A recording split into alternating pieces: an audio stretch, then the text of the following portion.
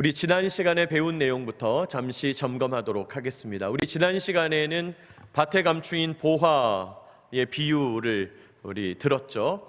또 진주를 구하러 다니는 장사의 비유, 같은 개념이라고 그랬습니다. 핵심 메시지가 있다. 그게 뭐냐? 진정한 보화를 얻기 위해서는 자신이 가진 모든 것을 바쳐야 된다. 우리 삶 전부를 투자해도 아깝지 않은 보화가 있다는 거죠. 전부를 투자해도 아깝지 않은 보화가 뭐냐? 하나님의 나라, 천국이다 그랬어요. 제가 첫 시간에도 말씀드렸습니다마는 이 하나님의 나라라는 말은 죽어서 가는 어떤 좋은 곳, 장소 개념이기도 하지만 그것보다는 하나님의 통치, 때마다 하나님의 주권, 하나님의 통치, 이런 단어를 기억해야 되겠습니다. 이 비유를 통해서 두 번째, 우리 그리스도인들은 보물을 발견한 사람들이라는 정체성을 가진다 그랬어요. 천국이라는 보물을 가지고 있는 보물을 발견한 사람들인데, 이 세상의 보화는 비교할 수 없는 영원한 가치를 지닌 것, 가장 소중한 것, 인생의 우선순위를 두어야 하는 것이다 그랬어요. 여러분, 우리 그리스도인들은 하나님의 나라라고 하는 보물을 발견했기 때문에 인생의 우선순위를 하나님의 나라, 하나님께 통치받는 일에 둬야 된다는 거예요. 여러분, 하나님께 통치받는 일에 우선순위를 둔다는 게 뭡니까? 하나님 앞에 끊임없이 의지하고, 하나님께 끊임없이 질문하고, 하나님께 끊임없이 호소하고, 하나님께 끊임없이 간구하는 거예요. 여러분, 제가 지금 여러 단어를 사용하는 것은 한 단어로는 설명이 안 돼서 자꾸 이렇게 설명을 하는 거죠. 다시요, 하나님께 질문하고, 하나님께 호소하고, 하나님께 간구하고, 하나님께 질문하고, 계속해서 하나님을 의지하는 것, 그것이 우리의 보물이다 하는 거예요. 하나님의 통치다 하는 겁니다. 자, 보물을 발견한 사람들에게는 변화가 찾아온다 그랬는데, 첫 번째 변화가 가치관과 우선순위의 변화다 그랬어요. 가치관, 뭐가 덜 중요하다를 판단하는 관점, 가치관. 세계관, 이 세상을 어떻게 바라보는가의 관점. 인생관, 우리 삶은 무엇인가, 어디서부터 왔고 어디로 흘러가는가, 나는 왜 오늘도 밥 먹고 기름 써가면서 에너지를 써가면서 전기를 써가면서 살아있는 것인가. 인생관. 물질관, 우리에게 물질, 돈이란 건 무엇인데 그 돈은 어떻게 사용해야 하고 어떻게 하나님이 주시는 거고 어떻게 소비해야 하는가.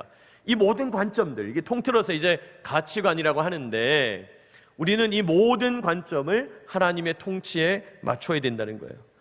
하나님의 통치를 인생 최고의 보물로 여겨야 한다. 그런 관점으로 바꿔야 된다.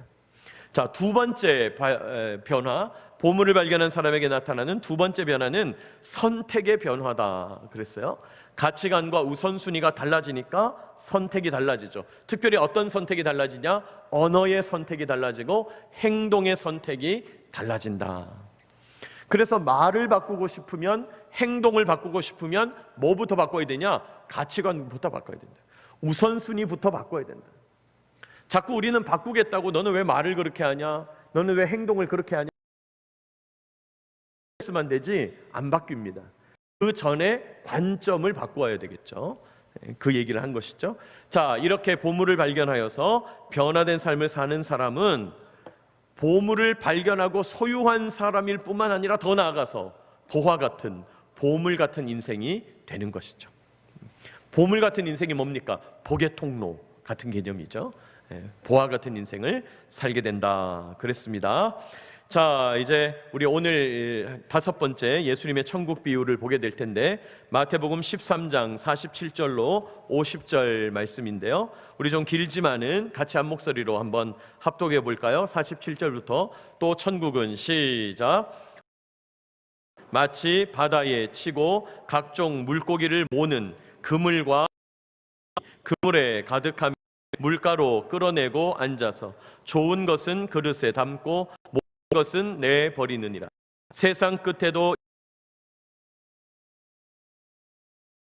갈라내어 풀무불에 던져 넣으리니 거기서 울며 이를 갈리라 그랬습니다. 자, 오늘 말씀이 이제 예수님의 천국 비유가 모여 있는 13장의 다섯 번째 다시요. 7번째 비유입니다.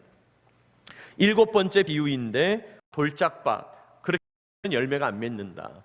핵심은 열매 맺는 삶을 살아야 한다 그랬죠. 하나님께서 우리를 통해서 열매 맺는 삶을 원하신다. 두 번째는 알곡과 가라지 비유인데 천국은 좋은 씨를 자기 밭 사람과 같다. 알곡과 가라지에 대한 비유를 함께 봤죠. 그리고 이제 세 번째, 천국은 겨자씨와 같다. 엄청난 성장과 폭발적인 변화. 기억나시죠? 천국은 누룩과 같다. 같은 개념이죠. 엄청난 폭발적인 변화에 대한 말씀. 우리 현승원 대표라든지 우리 그 트랙터, 빨간색 트랙터 이야기, 우리 그런 내용들을 함께 살펴봤습니다. 자, 그리고 우리 지난 시간에 배웠던 천국은 밭에 숨겨놓은 와 같다. 천국은 좋은 진주를 구하는 상인과 같다. 우리 그런 내용들을 함께 살펴보았습니다. 자, 이게 이제 지금까지 6가지의 비유를 공부. 그리고 이제 오늘 7번째 비유를 하게 되는데요. 여러분, 오늘 7번째 비유의 특징이 있다면 미래에 일어날 일을 말씀하고 있다는 거예요. 언제 일어나는 일? 미래에 일어나는 일. 여러분, 앞서 6가지 표현은요, 모두 다 사실은 현재적 표현이었어요. 하나님께서 우리 인생을 통해서 열매 맺기를 원하시는 것을 품고 심판이 있음을 기억하시려고 한다. 또 심판을 연기하고 계신다. 회개해야 된다. 그러니 우리는 알곡 인생 돼야 된다. 이거 전부 현재적인 의미죠. 현재적인 의미. 최대한 가능성, 영적 성을 일으킨다. 이건 이 말씀. 천국은 그물과 같다. 그물에 걸려 들어온 어떤 물고기들을 구분하죠. 그래서 선한 것은 또 악한 것은 이렇게 구분한다 그랬어요. 좋은 것은 그릇에 담고 못된 것은 내버린다. 미래에 일어난 일, 심판과 관련된 일을 말씀하고 있죠. 여러분, 세상 끝날 천국은 하나님의 다스림이라고 그랬는데 하나님의 통치라고 하는 건 현재만 그런 것이 아니라 장차 미래에 완성되는 거죠. 하나님께서 악한 사람과 선한 사람, 좋은 사람과 나쁜 사람을 구분하신다. 분명하게 말씀해요. 미래에 일어날 일이라는 거예요. 자, 그렇다면 오늘 비유의 핵심 메시지는 뭐겠습니까? 하나님께서 뭐와 뭘 구분하세요? 선과 악을 구분하신다. 하나님께서 선과 악을 구분하신다. 여러분, 미래에 하나님의 통치가 완성된다. 그게 뭐냐? 좋은 것과 못된 것을 판단하신다. 선과 악을 판단하신다. 의인과 악인을 구분하신다는 거예요. 여러분, 심판은 반드시 존재해야 되죠. 왜 그렇습니까? 시작하신 분이 있다면 끝내는 분도 있어야 되는 거예요. 하나님께서 시작하셨어요. 시작하시면서 하나님의 온전한 형태, 하나님이 원하시는 온전한 뜻, 보시기에 좋았더라, 보시기에 좋았더라, 보시기에 좋았더라. 하나님께서 원하시는 형태를 말씀하셨어요. 그게 선이에요. 그런데 죄가 일어나서 우리 삶이 왜곡되고 어그러지고 깨졌어요. 그러니까 시작하신 분이 있는데 우리에게 문제가 생겼다면 누군가 마무리를 해야 되는 거죠. 그분이 창조주신 거죠. 그분이 심판주인 거죠. 그러므로 여러분, 우리는 하나님이 창조주임을 믿는 동시에 심판주임을 믿는 거예요. 여러분, 하나님이 심판하셔야 진짜 창조주의심이 드러나요. 시작은 했는데 나는 모르겠다. 내가 만들어는 놨는데 너희들 알아서 해라. 여러분, 이러면 그건 전능한 주가 아니에요. 전능하신 분은 만드셨을 뿐만 아니라 좀 하고 있으면 누가 우리 아는 분이 이렇게 와가지고 같이 텔레비를 보면서 야, 착한 놈이 누구야? 네? 착한 편이 누구야? 이렇게 묻잖아요. 이 사람들 중에 누가 착한 사람이야? 여러분, 그런 이야기 속에는 착한 사람, 악한 사람, 기호 2번 보고 악이라고 그러고 기호 2번은 기호 1번 보고 악하다고 그래요. 그러면서 막 싸워요. 네? 사람들은 다 그런 식이라는 거죠.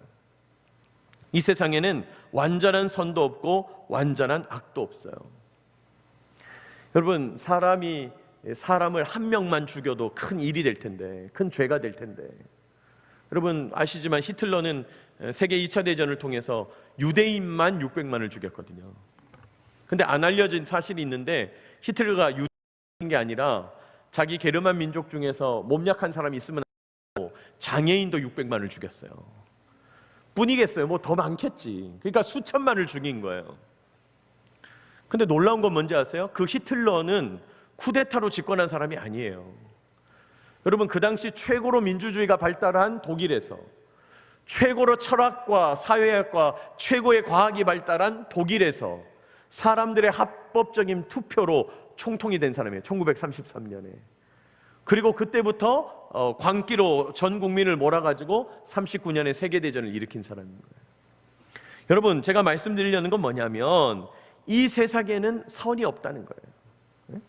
이 세상은 완전한 선과 완전한 악이요. 그러니까 쉽게 얘기하면 이 세상은 기준이 없다는 거예요. 기준이.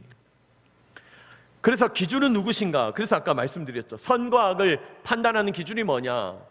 하나님께서 선과 악을 구분하신다.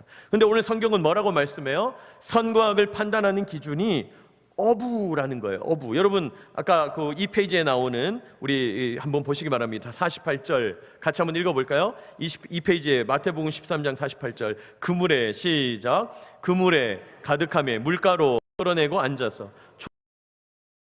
못된 것은? 여기 지금 주어가 없어요. 그렇죠? 이 구절에 주어가 없는데, 주어가 없지만 우리 누군지 알죠? 누가 좋은 것과 나쁜 것을, 그릇된 것을 구분합니까? 어부가 하죠. 그물을 다 긁어 왔어요. 여러분, 가끔 텔레비전에서 하는 다큐멘터리 보시죠? 뭐 극한 직업 이런 데 보면 저만 보나? 하여튼 이렇게 어려운 상황에서 막 이렇게 물고기 잡는, 꽃게 잡는 사람들 얘기 나오잖아요. 어부가 거기서 자기가 잡기를 원하는 것과 잡어라고 그러죠. 필요 없는 것을 이렇게 구분하잖아요. 여러분, 오늘 하나님의 나라 천국을 비유하면서 그물과 같다. 근데 그 그물을 끌어올린 다음에 어부가 좋은 것과 나쁜 것을 구분한다는 거예요. 여러분, 꽃게를 잡으려고 하는 어부에게는 문어가 반갑지 않은 거예요. 불필요하니까요. 문어를 잡으려고 하는 어부에게는 아무리 귀한 꽃게라도 그건 반갑잖아요. 왜? 그냥 그물만 잘라 먹고 있는 나쁜 어종인 거예요. 의도가 다르다는 거죠. 여러분, 어부가 무엇에 기준을 두느냐에 따라서 선과 악이 갈라집니다. 하나님께서 원하시는 것, 하나님께서 계획하시는 것, 하나님께서 의도하시는 것이 선이라는 거예요. 여러분, 우리가 성경을 읽거나 신앙생활을 하면서 이 선이라는 개념을 바꿔야 돼요. 선이라는 개념을 다시금 정의해야 돼요. 세상이 볼 때 선하다, 그게 선이 아니에요. 예? 요즘은 사실 기후변화, 이게 선인 것처럼 얘기하죠. 그러나 불과 20년 전에는 그런 단어 없었어요. 여러분, 세상이 말하는 선은 계속 바뀝니다. 이게 선이, 시류에 따라서, 유행에 따라서 바뀌어요. 그러나 그것이 선이 아니라, 뭐가, 성경은 무엇이 선이라고 하느냐? 하나님의 의도, 하나님이 원하시는 것, 하나님이 계획하시는 것이 선이라고 그랬어요. 아까 말씀드렸죠? 하나님 보시기에 좋았더라, 그게 선이에요. 좋을 선자, 착할 선자, 보시기에 좋았더라. 그러면 악이 무엇일까요? 여러분, 악은 무엇입니까? 하나님이 거부하시는 것, 하나님이 싫어하시는 것, 하나님이 혐오하시는 것, 하나님이 가증히 여기시는 것, 그게 악입니다. 여러분, 성경에 보면 하나님이 가증히 여기신다 이런 표현이 나오죠. 이 가증히 여기신다라는 말을 요즘 우리말로 바꾸면 혐오하신다 이 말이에요. 하나님이 아주 더럽게 생각하시면서 피하신다, 너무너무 힘들어하신다. 여러분, 이 시대가 왜 심각한 타락의 시대입니까? 하나님을 기준으로 삼는 것을 거부하죠. 여러분, 우리 시대는 지금 뭘 기준으로 삼으라고 우리에게 은연중에 말을 합니까? 인간의 욕망, 인간의 의도, 이게 기준이 돼야 된다는 거예요. 인간이 어떻게 생각하느냐가 기준이라는 거예요. 정말 이상한 기준이죠. 몸은 아무리 남자라도 나는 여자라고 생각해, 그러면 자기는 여자라는 거예요. 여러분, 요즘 이 성 역할을 구분할 때 젠더라는 개념을 사용하죠. 생물학적으로 내 성이 뭐냐 이것보다 젠더, 나는 어떤 성을 선택하냐, 그러니까 성을 선택할 수 있다고 생각하는 거예요. 그러면서 자기는 남자다, 자기는 여자다, 자기는 동성애자다, 자기는 양성애자다, 이러면서 자기가 선택한다고 생각하는 거죠. 여러분, 인본주의라는 이름으로 포장하죠. 인간이 꽃보다 아름다워, 인간이 중심이야, 인간이 원하는 대로 해야 돼. 여러분, 그렇게 포장하죠. 나는 남자지만 남자를 사랑할 수도 있는 거 아니야? 내 마음대로 가는 대로 행하겠다. 여러분, 그게 선이라는 거예요. 내가 원하는 대로 해야 되겠다. 또 내가 여자라고 생각하면 여자고, 난 남자는 싫고 여자가 좋으니까 나는 여자와 결혼하고 가정을 이루어서 입양하면 되지 않는가. 그러니까 뭐 오늘도 포털 뉴스에 그런 게 막 뜨던데, 뭐 가족은 선택할 수 있다면서, 다양한 형태가 있는 거라면서 그렇게 말을 하는 거예요. 그래서 아이를 입양하면 되니까 아빠가 둘인 아이도 인정해 줘야 된다. 그것도 가정이라고. 여러분, 그게 진짜 인본주의 맞습니까? 여러분, 사람들이 인본주의라고 얘기하는데, 세상이 말하는 인본주의는요, 전부 사람을 동물 취급하는 거예요. 사람을 동물 수준으로 끌어내리는 거예요. 그게 세상의 인본주의 수준이에요. 여러분, 기억하시기 바랍니다. 하나님 중심적으로 사는 것이 가장 사람 중심이 중요합니다. 여러분, 하나님 중심으로 사는 것이 가장 인간 중심이 되는 방법이에요. 인간을 가장 존귀하게 높이는 방법이 뭐냐? 하나님을 중심해서 사는 거예요. 왜 그렇습니까? 하나님이 우리의 근원이기 때문이에요. 하나님이 우리의 모델이기 때문이에요. 하나님이 인간을 만드셨기 때문이에요. 우리를 가장 사랑하는 것은 하나님이시기 때문이에요. 여러분, 사람의 사랑은 한계가 있습니다. 남편이 아내를 아무리 사랑해도 한계가 있어요. 죽음이 찾아오면 못하는 거고, 질병 때문에 떨어질 수도 있는 것이고, 내 마음을 끝까지 다한다 할지라도 해결이 안 되는 부분이 있을 수 있는 거예요. 그건 아내나 남편이나 부모나 자식이나 마찬가지예요. 영원한 사랑은 인간에게 불가능한 거예요. 그런데 영원한 사랑이 있어요. 누굽니까? 하나님의 사랑이에요. 그러므로 하나님이 인간을 처음 만드신 원래 의도대로, 원래 계획대로 완성되는 게 인간에게 있어서 가장 유익한 거라는 거예요. 그걸 모르고 자기 욕망대로, 뜻대로 내가 원하는 대로 살면서 내 마음 맞는 사람들끼리 사랑하겠다. 그건 사랑이 아니라는 거죠. 여러분, 남녀 간의 사랑이 남용되는 것도 문제고, 우리 시대가 지금 이 남녀 간의 사랑이 음란으로 오염되는 것도 나쁜 거지만은, 그게 잘못됐다고 해서 싫다고 그러고 자기 욕망을 합리화하고 동성애 같은 것을 옳다고 생각하는 것, 그것도 잘못된 거예요. 여러분, 무엇이 선이고 무엇이 악이냐? 하나님을 향해 있는 것이 선이고 하나님을 등지는 것이 악입니다. 하나님께 순종하는 것이 선이고 하나님께 불순종하는 것이 악이에요. 이걸 기억해야 합니다. 그러므로 어떻게 해야 됩니까? 여러분, 하나님이 우리 삶을 향한 선하심, 하나님의 뜻이라고 하는 것은 똑같은 시간, 똑같은 때를 살고 있더라도 나에게 주어진 게 다를 수 있고 옆 사람에게 주어진 게 다를 수 있어요. 그러므로 우리는 끊임없이 하나님 앞에서 그 시간, 그때, 그 장소, 그 환경 속에서 각자를 향하신 하나님의 뜻을 찾아가야 되는 것이죠. 그리고 오늘 나에게 원하시는 선을 찾아야 되는 거예요. 여러분, 그런 하나님의 선을 찾아가는 저와 여러분 되시길 축복합니다. 우리 주일 예배를 통해서 선악과 개념 배웠죠? 계명에 순종하는 것이 선이다 그랬어요. 계명을 어기려고 하는 것이 악이다 그랬어요. 그러니까 그게 선악을 알게 하는 나무인 거예요. 하나님께서 그 나무를 바라보면서 생각하게 하시는 것, 주님 뜻에 순종하면 선이고 주님 뜻에 불순종하면 악이다. 여러분, 하나님의 다스림은 그런 선과 악을 결산하고 완성하고 심판하는 때가 존재한다. 오늘 성경은 그것을 말씀하는 거예요. 여러분, 그래서 우리가 하나님께 순종하고 또 순종하고, 하나님의 통치를 받고 또 통치를 받고, 하나님의 말씀을 묵상하고 그렇게 한 걸음 한 걸음 주님 앞에 나가게 되면 어느 순간 우리에게 선과 악을 알아가는 분명한 관점을 얻게 되는 거죠. 그 전까지는 이게 선인가 악인가 좀 고민이 되지만 점점 그 기준이 뚜렷해지는 거죠. 하나님의 의도를 알아가게 되고 뜻을 알아가게 되고 마침내 하나님의 거대한 흐름을 보게 되는 거죠. 하나님께서 이 세상을 어떻게 흘러가게 하고 계시는구나, 하나님이 이렇게 역사하시는구나, 그걸 보게 되는 거죠. 여러분, 그런 하나님의 거대한 말씀 통치에 하나님과 동행하는 저와 여러분 되시길 축복합니다. 여러분, 우리가 점점 하나님과 교제하면서 동행하고 하나님과 연결되면 어떤 느낌인 거냐면, 거대한 강물에 그저 우리는 튜브 타고 둥둥 떠내려가는, 튜브를 타고 둥둥 떠내려가는 것 같은, 그런데 그것이 너무 행복하고 편안한, 자유한 그런 삶을 하나님께서 우리에게 주신다는 거예요.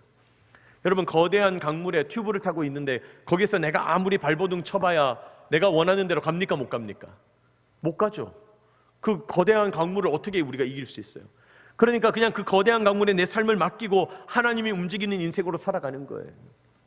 그런데도 하나님은 우리를 가장 행복하고 자유하게 사용하신다는 거죠. 여러분, 그게 선이다 이 말이에요. 하나님께서 우리의 삶을 그렇게 인도해 가신다는 거죠. 여러분, 선과 악의 기준이 되시는 분이 하나님이시다는 사실을 기억하시기 바랍니다. 이게 7번째 비유의 이야기였어요. 자, 그렇게 하시고 나서 이제 마지막 페이지 보시면 마태복음 13장 51절 52절을 통해서 이제 이 13장의 비유 전체를 하나님이 마무리를 하고 계시는 거예요. 자, 우리 같이 한번 읽어볼까요? 51절 52절 시작. 주님이 오늘 우리에게도 질문합니다. 지금까지 7가지의 천국 비유의 말씀을 들었는데 깨달았느냐? 하나님의 나라, 하나님의 통치에 대한 말씀을 하나님 알려주셨는데 깨달았느냐? 묻고 계세요. 깨달아야 된다. 여러분, 아는 것과 깨닫는 것은 다른 거죠. 네? 여러분, 아는 것은 여러분 사실 안다고 하는 것도 사실 어려운 거죠. 근데 아는 것은 뭐가 아는 거냐? 내가 다른 사람한테 가르쳐 줄 수 있을 정도로 하는 게 아는 거예요. 그러니까 내가 뭘 들었다고 해서 아는 게 아니고 어떤 지식을 전달했을 때 그걸 가지고 다른 사람한테 또 똑같이 전달해 줄 수 있는 상태예요. 근데 깨닫는 것은 그것보다 한 단계 더 나아가요. 깨닫는 건 뭐냐? 여러분, 깨닫는 것은요, 아는 것을 넘어서 내 삶에 진동이 오는 거예요. 내 삶에 뭐가 와야 돼요? 진동이 와야 돼요. 여러분, 깨닫는다는 것은 껍질을 벗는 개념이거든요. 근데 가만히 있는데 어떻게 껍질이 벗겨져요? 진동이 와야 벗겨지지. 진동이 굳건하게 쌓여있는 내 삶의 껍데기가 금이 가지. 진동이 와야 돼. 그게 깨닫는 거예요. 그래서 허물을 벗고 이전에 나와는 다른 나로 거듭나는 것, 진동이 오고 전율이 오고 깨지는 것, 여러분 그게 깨닫는 거예요. 오늘 주님께서는 우리에게 하나님의 통치에 대한 말씀을 하시면서 깨달았냐? 이렇게 묻고 있는 거예요. 깨달았냐? 여러분이 지난 시간 동안에 메모하시면서 들었던 내용들을 다른 사람한테 설명하고 가르칠 수 있나요? 그뿐만 아니라 더 나아가서 여러분이 하나님의 말씀, 천국의 비밀한 말씀들이 여러분의 삶의 진동으로 다가왔나요? 주님께서 비유로 말씀하셨잖아요. 비유로. 아는 것을 넘어서야 합니다. 내 삶 속에서, 내 믿음의 시각과 시야에서, 내 판단과 생각의 울타리 안에서 머물러 있는 그런 수준이 아니라 이 비유의 하나님 나라의 말씀을 더 깨달아야 된다는 거예요. 비밀을 이해하고 새롭게 깨달아야 된다. 주님께서 묻고 계시는 거죠. 깨달았느냐? 깨닫게 되면 어떻게 되냐? 여러분, 깨달으면 어떻게 될까요? 오늘 성경에 보면 천국의 제자된 서기관마다 이렇게 되어 있죠. 천국의 제자된 서기관마다. 근데 이걸 세번역 말씀으로 또는 이제 요즘 우리말로 바꾸면 어떻게 될까요? 천국은 하나님 나라잖아요. 하나님 나라를 위하여 훈련받은 율법학자. 이 서기관이라는 말은 훈련받은 율법학자를 의미해요. 율법학자. 율법학자가 뭡니까? 성경에 관한 사람, 성경을 가르치는 사람. 이게 결론이에요. 하나님 나라를 위하여 훈련을 받은 율법학자가 돼야 된다. 그러면 어떻게 되는데 천국의 비유를 깨달은 사람은, 그래서 52절 끝에 보시면 마치 새 것과 옛 것을 그 곳간에서 내오는 뭐와 같아요? 집주인과 같아요. 집주인과 같아요. 집주인과 같아요. 제가 옛날에 자라던 그 지방의 어느 도시에 큰 문구점이 있었어요. 그러니까 그래서 저희는 이제 방학이 끝날 때쯤 되면, 이맘때쯤 되죠. 이제 새 학기를 시작할 때쯤 되면 저희 어머님이 저희 남매를 데리고 그 문구점에 가요. 그래서 이제 새 학기, 뭐 지금 생각하면 너무 작은 문구점이죠. 어린 저로서는 엄청 큰 문구점이었어요. 근데 그 문구점에 갈 때마다 오랫동안 점원으로, 주인이 아니고 사장님이 아니고 오랫동안 그 가게의 점원으로 일하시는 그 머리 벗겨진 아저씨가 계셨어요. 근데 그물이 놀라운 건 뭐냐면 그냥 말만 하면 돼요. 뭐 필요해요? 지우개 필요합니다. 그러면 어디에 가서 탁 가지고 와요. 뭐 필요합니까? 이거 필요합니다. 여러분, 문구도 종류가 엄청 많잖아요. 근데 그 아저씨는 말만 하면 정확하게 꺼내와요. 그러니까 어린 마음에도 그런 생각을 했어요. 이 가게 주인은 걱정이 없겠다. 저 아저씨만 있으면 원하는 거 그대로 꺼내오겠다. 여러분, 제가 잘은 모르지만 아마도 그분은 주인한테도 인정받고 또 그분이 없으면 가게 안 돌아갔을 테니까 급여도 많이 받지 않았을까요? 여러분, 천국을 깨달은 하나님의 백성, 말씀에 정통한 사람은 오늘 성경 뭐라 그래요? 새 것과 옛 것을 내오는 집주인과 같게 된다. 무슨 뜻이에요? 성경을 자유자재로 다룬다는 거예요. 여러분, 여기 새 것과 옛 것이라는 말씀은 신학자들이 대부분 동의하는 바 구약과 신약을 말해요. 새 것과 옛 것, 새 것, 옛 것, 옛날에 모세를 통해서 율법을 통해서 주신 말씀, 새 것, 예수님을 통해서 주신 새로운 비밀한 말씀, 그것을 훈련받은 율법학자, 성경학자가 되어서 너희들이 자유롭게 사용하게 될 거다. 오늘 우리에게 말씀하시는 거예요. 여러분, 하나님 나라의 비밀을 자유자재로 깨닫게 되는 저와 여러분 되시기를 축복합니다. 여러분, 성경을 하나님의 뜻을 깨닫게 돼요. 성경 어디를 펴서 읽어도 하나님 나에게 말씀하시는 말을 생생하게 느끼게 돼요. 성경 어디를 펴서 읽어도 성경의 놀라운 파노라마가 쫙 펼쳐져요. 아유, 목사님, 그게 가능합니까? 가능하다는 거예요. 가능하다는 거예요. 천국의 비밀을 깨달은 자, 하나님 나라를 위하여 훈련받으면서 성경에 익숙해지는 자, 그런 자들에게는 말씀의 비밀을 깨닫는 은혜가 있다는 거예요. 여러분, 이왕 한 번밖에 없는 인생, 하나님 앞에서 교회 다니면서 이런 영적 세계를 깊이 맛보게 되시기를 축복합니다. 그럼 어떻게 되냐면 자유로운 해방감이 찾아와요. 너무 자유로운 해방감이 있는 거죠.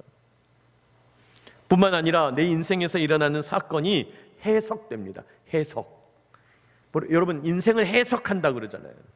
왜 나에게 그런 고난이 있는지, 왜 나에게 이런 어려움이 있는지, 장애물이 있는지, 왜 나에게 지금 이런 고통이 있는지 해석이 일어난다는 거예요. 또 뿐만 아니라 내 삶뿐 아니라 이 세상에서 일어나는 일들 가운데 하나님의 역사를 깨닫게 돼요. 하나님께서 지금 다른 저 어떤 나라에 이런 일을 일으키고 계시네. 하나님께서 지금 저런 일을 일으키고 계시네. 해석이 되는 거죠. 뿐만 아니라 무엇이 선이고 무엇이 악인지 알게 되는 거죠. 우리가 당장 해야 될 것은 뭐고 당장 멈춰야 될 것은 뭔지 알게 되는 거예요. 무지와 어리석음에 사로잡혀 있는 우리가 눈이 밝은 자가 되는 거죠. 여러분, 우리가 눈이 밝은 자가 되어서 하나님을 알아가고 하나님을 닮아가는 여정에 올라타게 되는 겁니다.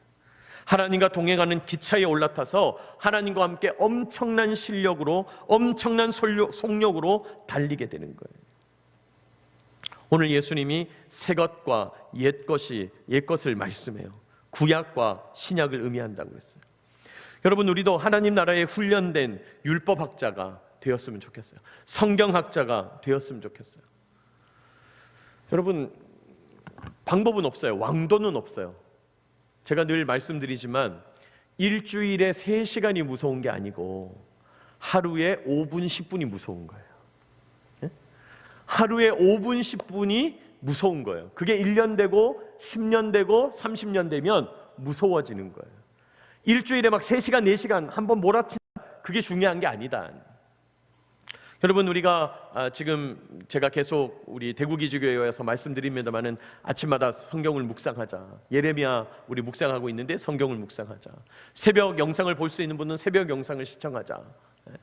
또 제가 이제 주일 예배를 계속해 가면서 여러분한테 또 다른 말씀을 드릴 텐데 주일 예배에 참석하고 공동체 예배에 참여하고 또 하나님 앞에서 개인 경건 생활에 집중하고, 여러분 자꾸 그렇게 하나님 앞에서, 여러분 새우에 옷 젖는다 그러죠. 가랑비에 옷 젖는다. 가늘 새자를 써서 가는 비에 옷 젖는 거예요. 그렇게 계속해서 하나님의 말씀을 접하고